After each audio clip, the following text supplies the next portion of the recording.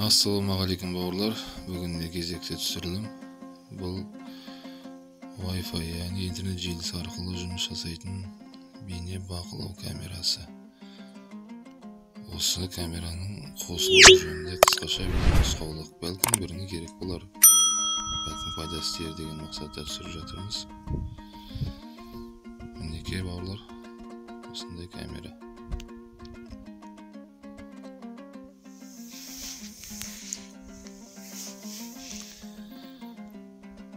Екі антеннасы бар. Мынау міне блок питаниясы, тоққа қосатын, яғни қуаттау блогы.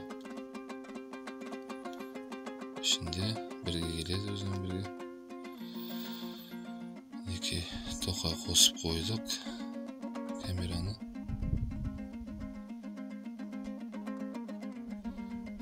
Артында міне штрих-коды бар. Осы штрих-коды арқылы қазір бұл камераны ұялы телефонға шығарамыз. Қосылып тұрған камера. Ендігі мәселе бауырлар, ұялы телефоннан Play Market қосымшасын ашамыз. Іздеу жолағына Kcam Pro деп жазамыз. Мінекей осы қосымшаны ашып орнатамыз. Алғашқы бізден тіркелу жөнінде сұрайды. Бұл жерге телефон нөмірі немесе электронды поштаны жазсаңыз болады. Мен мысалы электронды поштаны жазамын. Астында келісімшартты белгілейміз, содан кейін продолжить батырмасын басамыз. Бұл жерге пароль құрастырамыз өзіміз, тағы келісімшартты белгілеп, тіркелуді басамыз. Мінекей сәті тіркелді. Ортада міне қосу белгісі тұр, яғни плюс. Осыны басамыз, сол кезде бізде осындай мәзір ашылады. Үстінде сканировать, добавить устройство деген жазу тұр. Сол жазудың үстіне басамыз. При использовании приложения разрешить. Мінекей бізден осылай камера ашылады. Камераға бейне бақылау қондырғысының артындағы штрих-кодты түсіремін.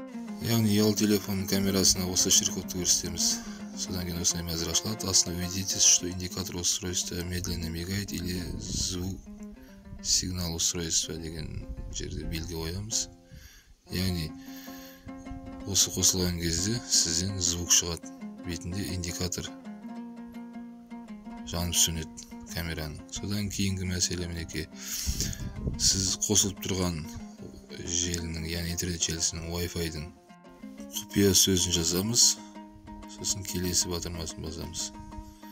Сол кезде міне бізге экранға штрих-код шығады. Осы штрих-кодты камераның, яғни бейне камераның көзіне көрсетеміз. Осы штрих-кодты төне төбесіне көрсетіп тұр, 10 или 20 сантиметр қашықтықта көрсетіп. Сол кезде сіздің камерада звук, яғни дыбыс шығады. Дыбыс шығады.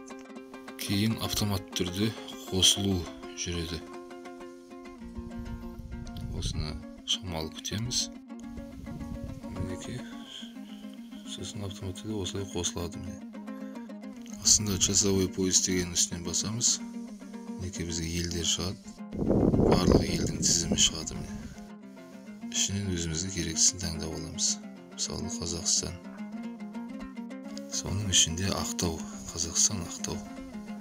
Мысалы мен осыны таңдаймын.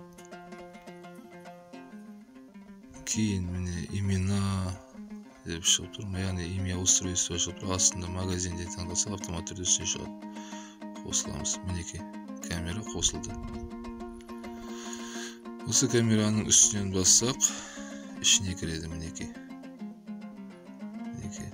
камера өзі түсіріп тұр. Шамалдан кейін осылай бояуы да шығады.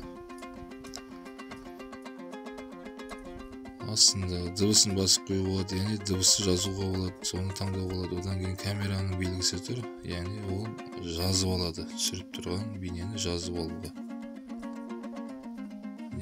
Индикаторын қосып қоюға болады, светодиодын айырып тастауға болады.